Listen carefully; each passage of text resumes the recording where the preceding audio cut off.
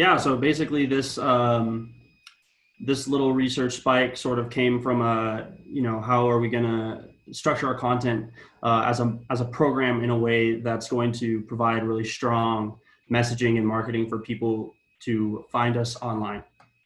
But as I started learning more and more about this, as somebody who's into entrepreneurship, I was kind of just taken, into this whole, like, I was really inspired by how much there really is as far as potential goes for really, really knowing how to tap into search engines and how to use them as an entrepreneur to be really the largest and most efficient source of data that we have access to. So let's start with this figure, which is 88% of all purchases begin with an online search. And that information is from 2018. Back in 2014, people were saying it was like 92%. And that's all purchases. That's not just online purchases. So regardless of where this number actually sits, it's around the 90% range, which in a way is kind of crazy.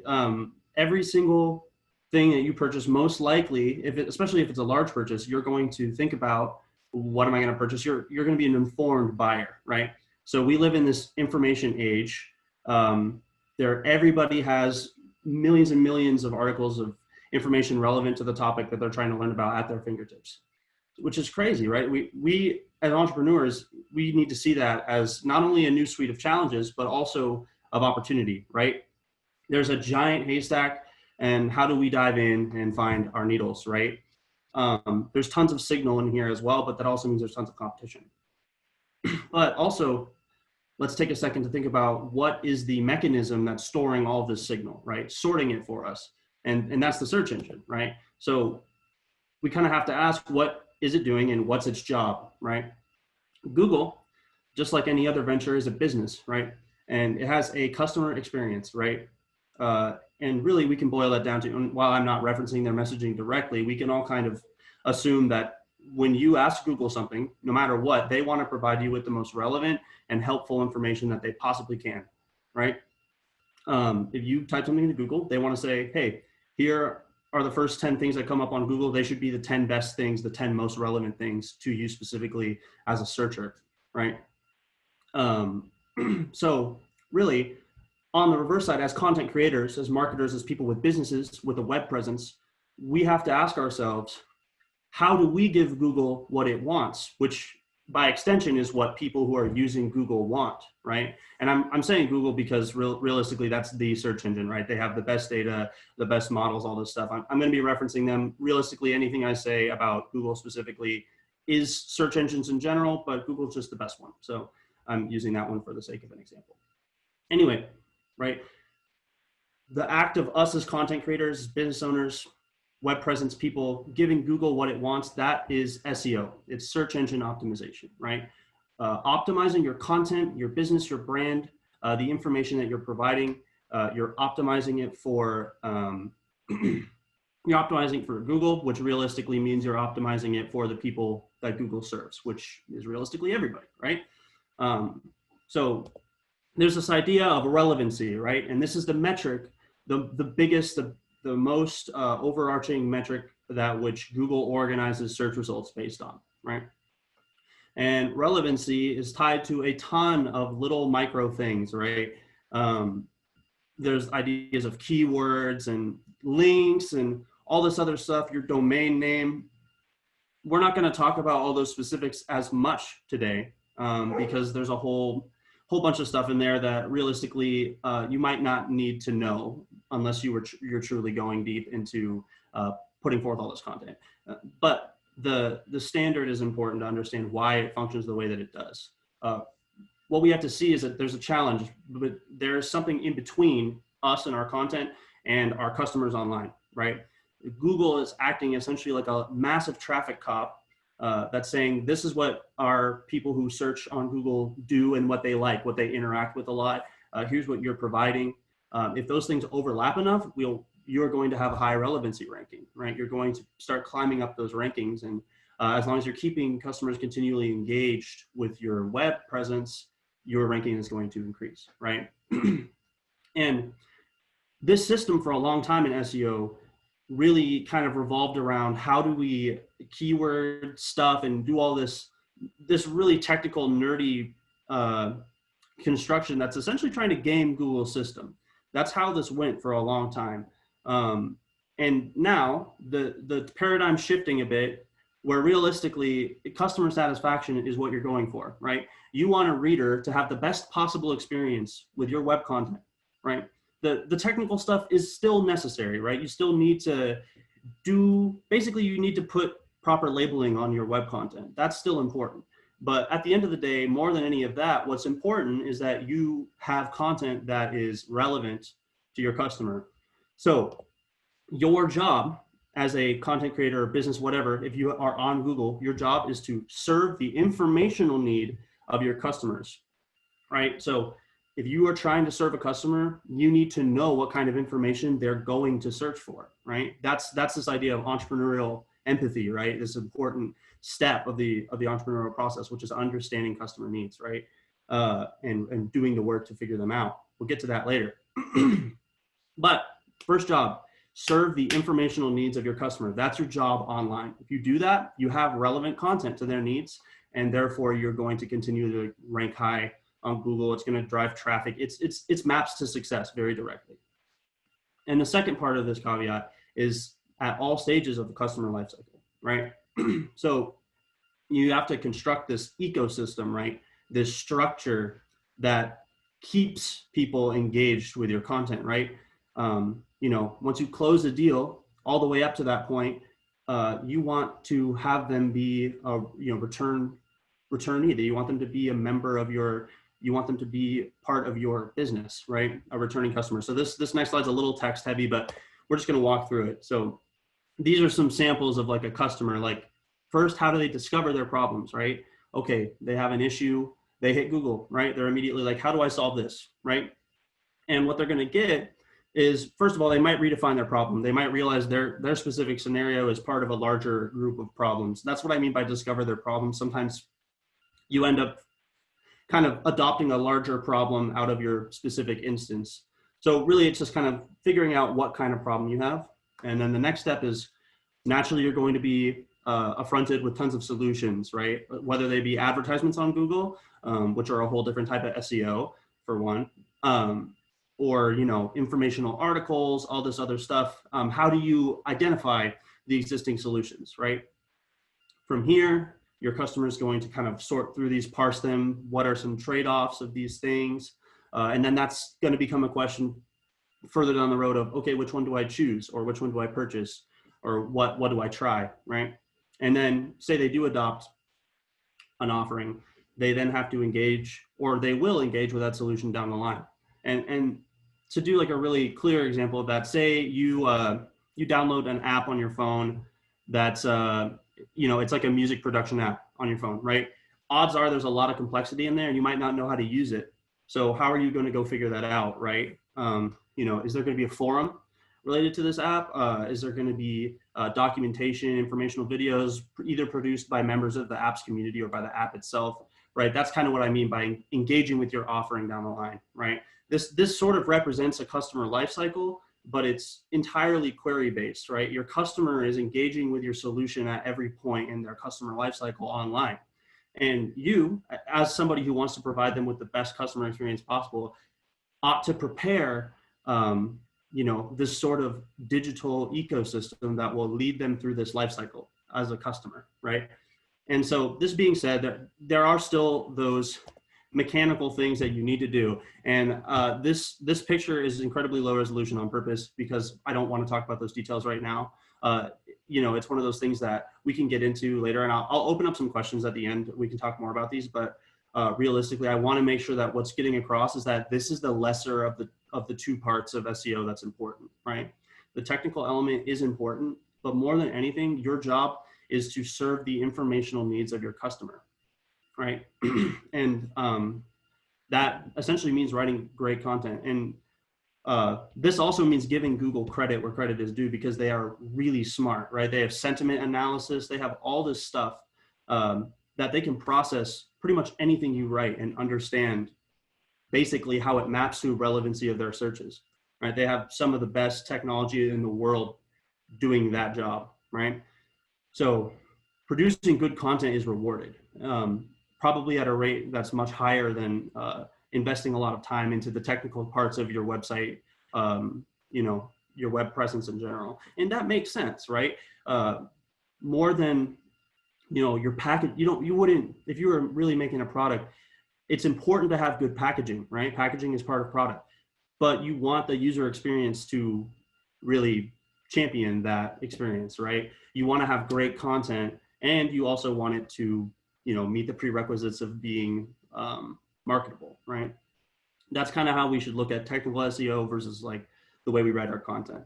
And again, like I say, write our content because the easiest way to look at it is through like a blog setting, but this is true of ads, e-commerce websites, like pretty much anything you put on the web is optimized in some way.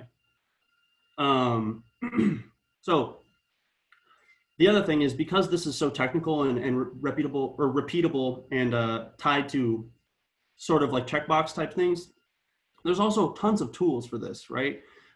Things like SEMrush, and there's so many content creators who focus on these kind of things. And really, at the end of the day, all this is sort of a go down the list and check your boxes, right? This technical aspect of SEO. But sort of the really valuable and a more difficult part of it is using, you know, empathy to drive your SEO, right? Which is kind of what we were talking about, with figuring out and identifying what your customer is going to be looking for, right? It's called searcher's intent. Identifying the searcher's intent of your target market and essentially providing a pathway to your offering through that searcher's intent, right? And there's, again, ways to do this, you know, as a person, and there's also tools that could help you do it as well. Lots of like little robots and stuff from Google and other companies that basically compile large amounts of data for you. But there's ways to identify trends yourself by eye. But really, where this starts from is understanding what, where, how, and why customers want to access information, right? And then how they need it to be presented to them. That's why it's like a lot of good practices. If you have like, say, a lunch bite, it's powerful to do, you know, post a video, have a podcast, produce a blog post, all these different things, because different customers like different types of media, right? So that's kind of where that comes from, is this idea. It's empathy. You're trying to tap into what might my customer want or need from me. And really, at the end of the day, we kind of got to bring it back to Google, right? Google is trying to accomplish a wonderful customer experience, which means people who are going on Google are finding relevant and helpful information in the shortest possible path, right? So Google doesn't just want to know that that your content is relevant, right? Relevant to searches. They want to know that it's continually engaging people who search there, right? That's why they have Google Analytics and they give it out for free. They want you to use it because they want to know that people who go to your website are engaging with it, right? If there's two businesses, right, and they both have a homepage that they're paying an advertising for, so they're the first and second listing on a Google search, right? And the first one, people go to the landing page, they navigate around, they sort of browse, and then they leave, right? They're there for about 7 minutes. But the second one, when people go, they're engaged in blog posts, there's lots of video content, there's all this stuff, they stay on there for 15, 16 minutes, they subscribe to a newsletter, maybe they make a purchase, those sort of things, that is what is going to boost your score, right? Google can see, oh, they were on there for 17 minutes, they clicked all over the place, they interacted with the website in a bunch of different ways. Those are scoring your relevancy, right? You're going up, you're moving up the chain. So realistically, what you're doing when you craft a website is it's a user experience in of itself, right? Any web content you offer, any store, anything that you're putting on the web, which as we saw at the beginning of the beginning of this presentation, like literally 90% of commerce needs to have some sort of presence online, right? Or information, a website, somewhere to buy it, whatever it needs. 90% of transactions that are going to happen start on the web, right? So why not get on there? Why not try to occupy that digital space to get in front of your customer, right? So this practice is really in line with this thing called inbound marketing, right? Which is about, it's basically instead of, you know, the old like salesman tactic, which is go and like disrupt, interrupt, get in front of your customer and educate them and tell them why they need your product. It's more so now about being there in all the right ways for your customer when they have a question, and making sure that you're engaging them enough so that they become a patron of your business, and then delighting them with an experience that keeps them in the loop, right? And so web content is a really great way to inbound marketing, right? If you have a lot of great content that ties to a lot of searches that are relevant to your business, and you're funneling people into this area and they're being educated and they're consistently engaging, they're going to be delighted, right? Because you have a wonderful product, and that sort of keeps them in the loop, right? And all the while that's happening, Google is saying, you're doing a great job, right? And your stuff is moving up the search engine, right? And again, that's important, right? Because how many of us go to page 2 of Google? You know, like you just don't go that far. Almost never. In fact, the studies say that 2/3 of all web searches, you never even see past the 3rd listing, right? Because you click the 1st, 2nd, or 3rd, whatever's on your page, they curate that to make the fastest route from your search to something that's going to teach you what you need to know or give you what you want, right? So that's why this is important, because in a way, it's advertising, right? It's content marketing, and in a way that extends into this like inbound marketing type of thing. So really where I want to like end on and sort of bring it home is this idea of like content accountability, right? So creating a ton of content and trying to rank off like traffic, just bringing as many people through your website as possible, that's not really the goal here, right? What the goal is determined by you, right? Your content should serve a purpose, right? Why are you putting this out? Who are you trying to access, right? Is this a new part of your target market? Are you trying to educate people who already are members of your program, business, club, whatever? Are you trying to keep them in the loop? Are you trying to get them to engage? What's the purpose of your content, right? Rather than just putting it out there to have a higher density of your name out in the world, what exactly are you trying to accomplish with your content, right? And then, are you willing to do the work beforehand to figure out, is that what people want, right? It's the same idea with entrepreneurship of like, oh, I have an idea, let's go do it, rather than saying, okay, what do people need? What are people's pains? You know, how do we give them gains? This idea of using a search engine to reverse engineer, starting from trying to get in the searcher's intent, right? What are they looking for? All the way up through, okay, what do they get right now? When they go to search in for this problem, they get this list of things, and that's not the right answers. They scroll down, related searches is there, which related searches is a super awesome tool because it's entirely generated by Google, right? And all Google is using is everybody else's searches, right? So realistically, those related searches are basically just compounded user questions, right? It's like a reverse interview. It's like Google interviewed everybody in the world, and you get to see all their answers compounded into like very simple web pages, right? Anyway, so this idea of getting inquisitive about what can my content do for me, right, online, is this idea of inspecting, right? So you can only expect what you're willing to inspect. And I guess what I'm trying to get at with that is that by being critical and researching and really challenging yourself mentally to access the really, really, really huge amount of information that your customers, literally your customers, have put into Google, can allow you to have a really solid understanding of market opportunity, right? Which is like really the earliest stage of like an entrepreneurial process, is figuring out where's my gap.